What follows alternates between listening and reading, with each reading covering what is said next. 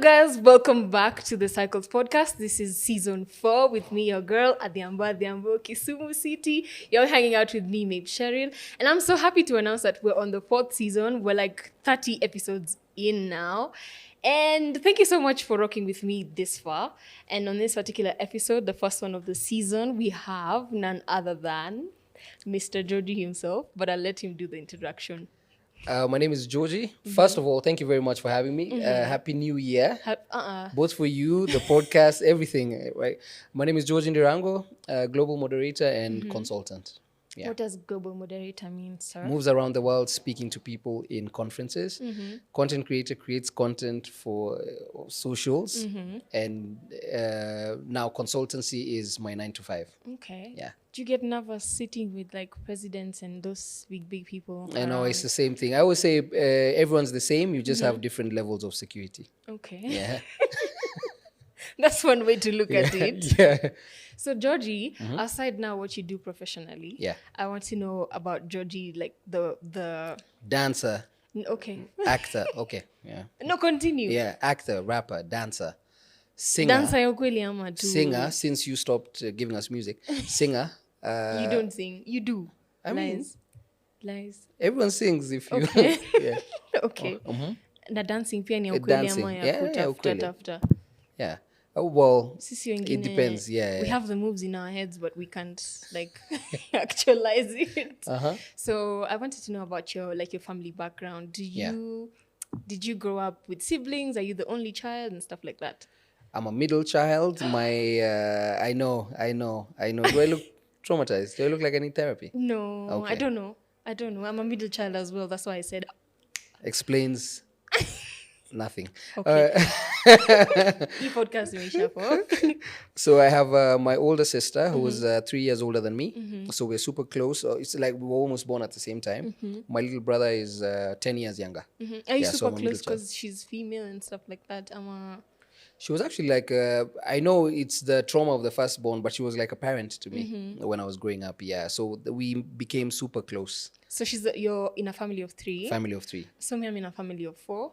My big brother, my older sister, who's like 9 years older than me, Oh. and then the younger one. The younger one is... The younger one is like a year. guy? No, she's a female. Oh, So okay. it's 1 brother to 3 girls. Ooh. That was tough for him. Oh.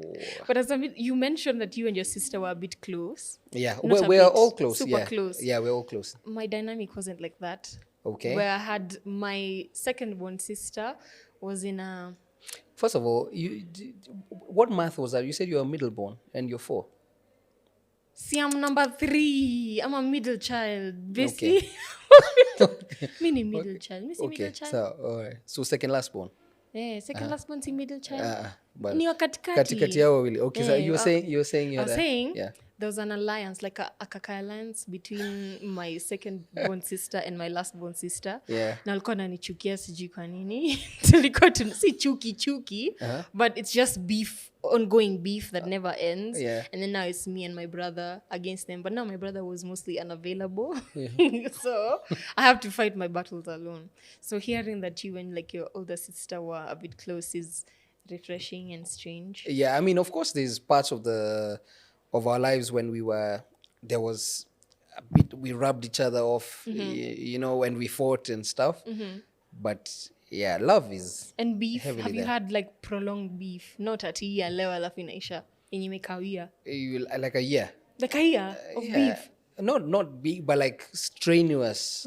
A strenuous relationship, maybe based on other things that are happening with our families. Yeah, of course. Every family, ama? 1 year ni long. Mi yetu ilikuwa okay. Acha niseme. Not extensively, like Bitten, 2 months mko and then sawa, another 3 alafu months. Just like a mmerelapse. relationship, yeah. So mine with my sister was weird because it also happened like that. One time we're extremely good. The other time she's Nothing. making friends with my enemies, and I'm just like, bro, you don't do that and stuff like that. So now we had to squash the beef.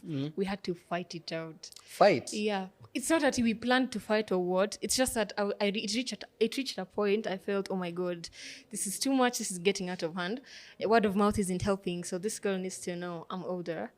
And then it just started. And since then, we've been best friends. Don't jump honestly. over it. So who won? She won, and then you started a podcast. No, So she didn't win. Unfortunately. See, I'm the older one. I'm telling you, respect you beat had her. to You be. beat your sister up. Yeah, she also beat me, but I beat her up more because she had to. Hiyo madharau lazima ilikuwa ishe. So now what happened is, after we fought, my mom had left the house. So the next day, she doesn't wake up as jovial as she does. She wakes up late. Because you beat her up. And then she wakes up saying her body is aching. And then my mom's like, nini mbaya? Memeza dawa, nini. And then she had scratched me. And then my mom sees my hand. She's like, hizo ni nini? Nikamwambia ni ukuta. Akaniambia, unaona nani ni mjinga hapa? Ukuta haiwezi gwara mtu hivyo. Tell me your mom beat you up as well. Okay, no, she didn't. Yeah. Now she got pissed at the fact that we fought. And then now that's when it also hit me. And yeah, whatever happened the previous day was animalistic. I'm not laughing because I'm proud. How long ago was this? This is like 2019, 2018 there. It's recent. But now, honestly, I feel like that needed to happen because now we have the best relationship ever. Oh, okay. Ever. Oh, you're not beating her up again. Yeah, we're not, okay, we good. don't even fight these days. And if we fight, it's apology then. So that's okay. All right. Healthy, super healthy. So just in line with that, I wanted to find out how you think your family dynamic affected who you turned out to be or how you navigated certain aspects of your life. Okay, so maybe I can start from the top. So my mom, my pops, sister, and my brother.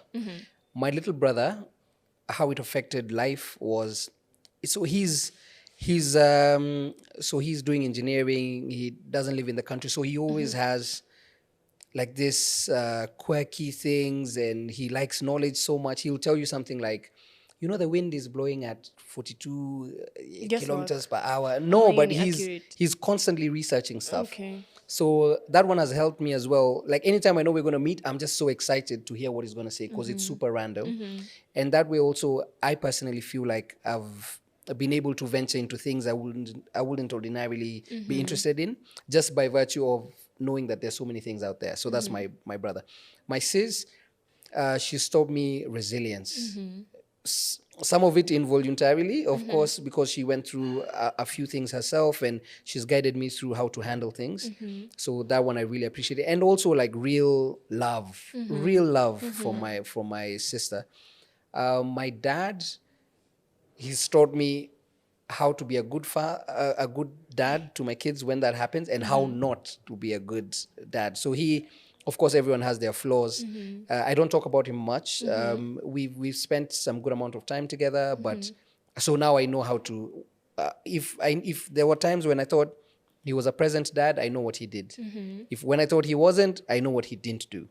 So I'll know how to handle that when my kids come. Okay. God willing. And now my mom is being a rock for everyone around. Just knowing.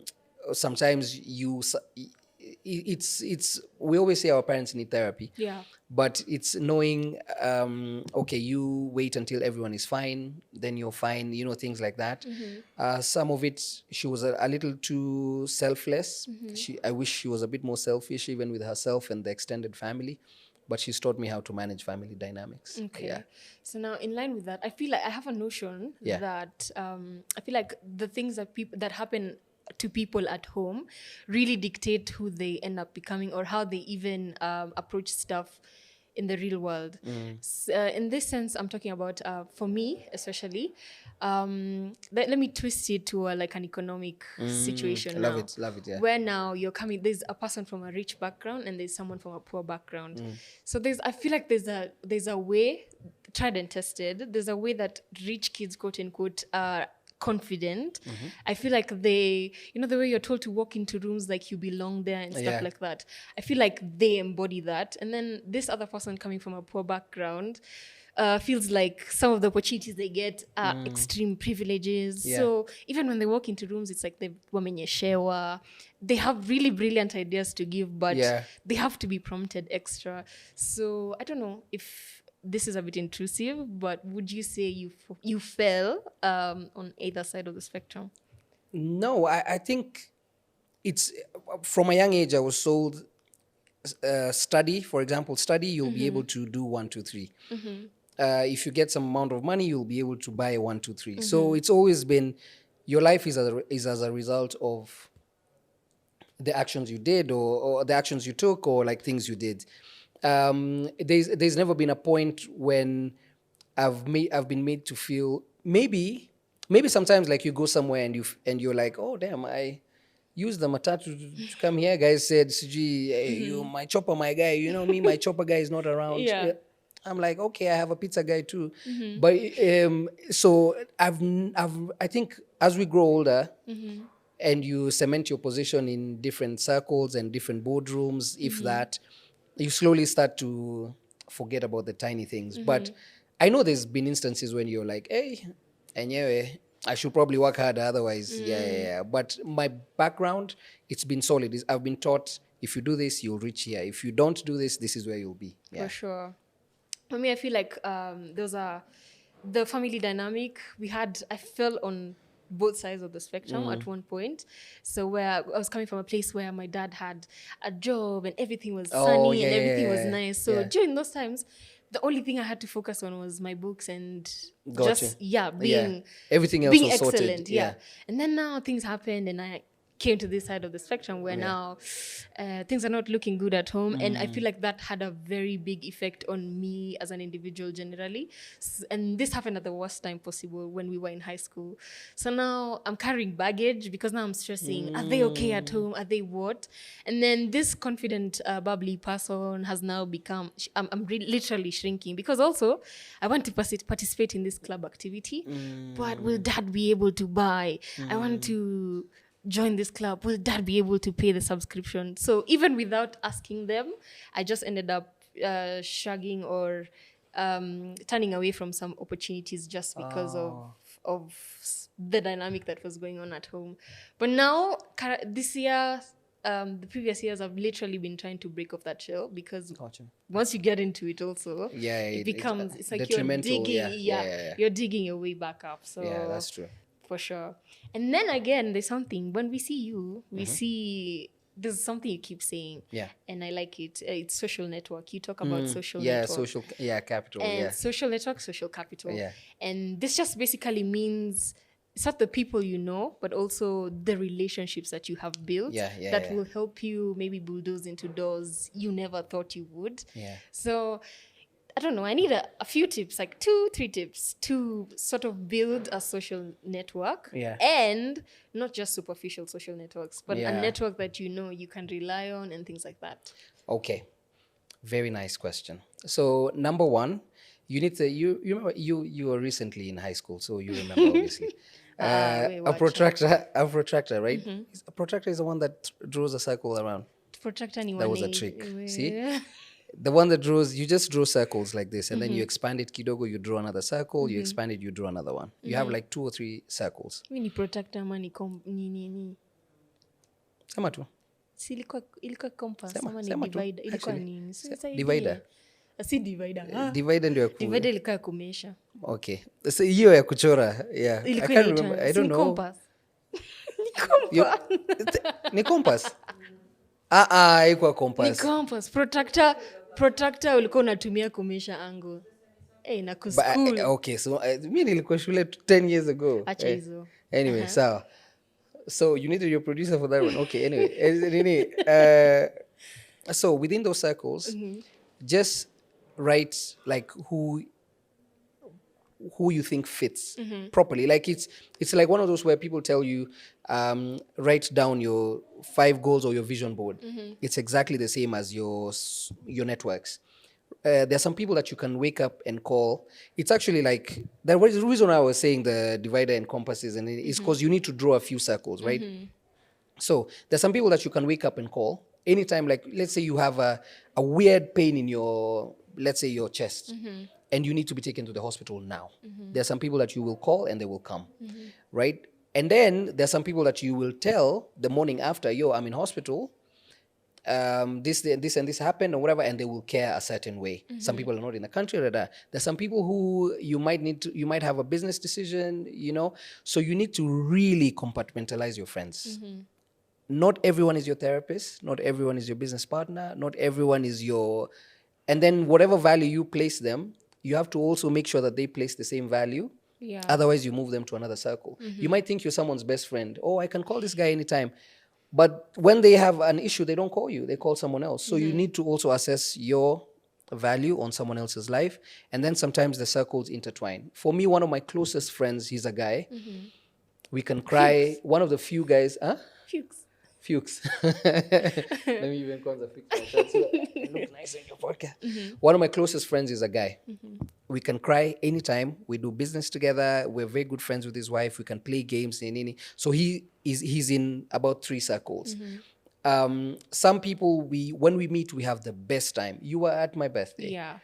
Some of those people we meet sadly once a year, but when we meet, we catch up properly. We were speaking with almost everyone, and it felt like it was a place that had a lot of love. We meet once a year. When we meet, we catch up. We have so much love. We have the best time. Then we say, cheers, I'll see you in August next year. If we meet along the way, well and good, but you can't exert your position in someone else's life. For sure. So those are my tips for friendships. And for those that you really want to build, however busy you are, that person is equally busy. One of the things that has been bugging me is when someone calls you and says, you haven't called me in 2 months. I said, first of all, we don't even talk like that. Like I've been calling my friends, the last 2 months. So you need to also like put the time for those relationships that you feel are worth that. And it doesn't even have to be something that gives you money or what. Those are nice, but there are some relationships that give you a lot more than success and money could ever give you.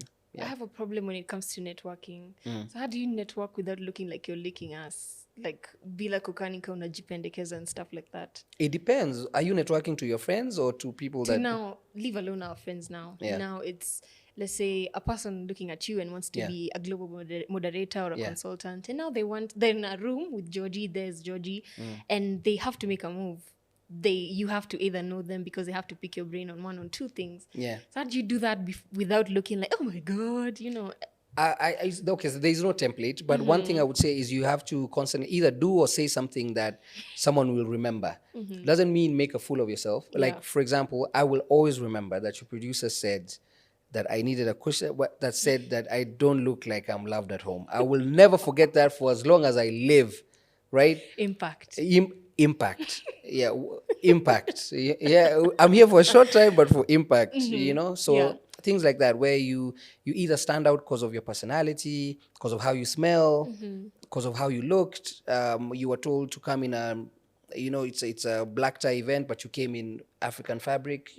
That's silly. Then you were kicked out. Yeah. Just tiny things, but just standing out, either in thought or in appearance, I would say, are some of the tips. Yeah. Okay. So I hope those tips will help someone who's listening as well, someone who's maybe wanted to hear a few of those things from you and maybe haven't had the opportunity. So I want us to skip right into the next segment, where I'm going to ask you to say a few things that are informal and for you to make them informal, or just say them how you'd say them in from an inferior to a superior point of view. Okay. So how do you say you're not staying late professionally? I'm not staying late. Yeah. I'm not staying in the... Yeah, in the office to do extra work after. Oh, okay.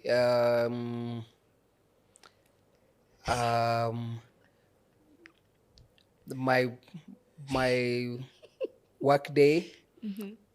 sadly, my work hours have come to a close. I'm happy to review any extra work that you might have, but it has to be early in the morning. Okay. Yeah. So I'll be sure to put in some time, possibly early in the morning. But yeah. If I was your senior, I'd take that. Oh, you would? Yeah. Oh, okay. So the second thing is your argument is wrong. Things have changed. Have you considered thinking about it this way? Yeah. You'd say that. Yeah. Have you considered thinking? Have you considered maybe the possibility of thinking about it this way? Yeah. Just tell them, I appreciate your knowledge and experience, but please check this out. Check this out so they can reach a conclusion for themselves. But there's also a difference between a leader and a manager, even in how you speak. A leader will always try to make you feel like you're the one who came up with the thing. A manager will give you the right thing and then move on. Like they have to manage so many things. But a leader will make you feel like Oh, I'm actually pretty smart, but nah, you're not. Yeah. And how do you professionally say that's none of my business?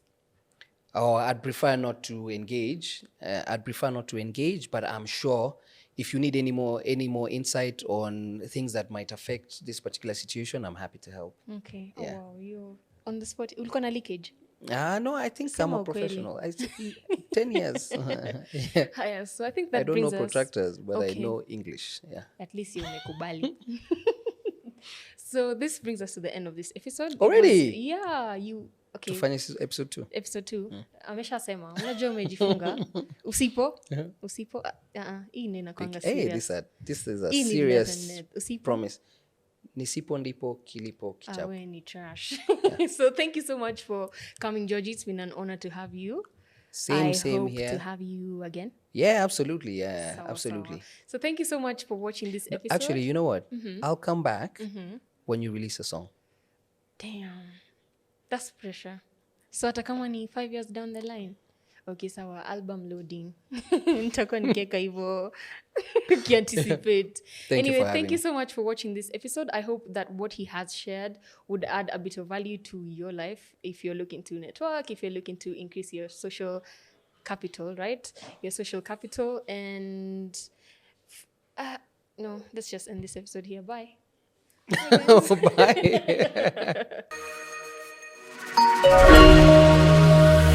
Bye.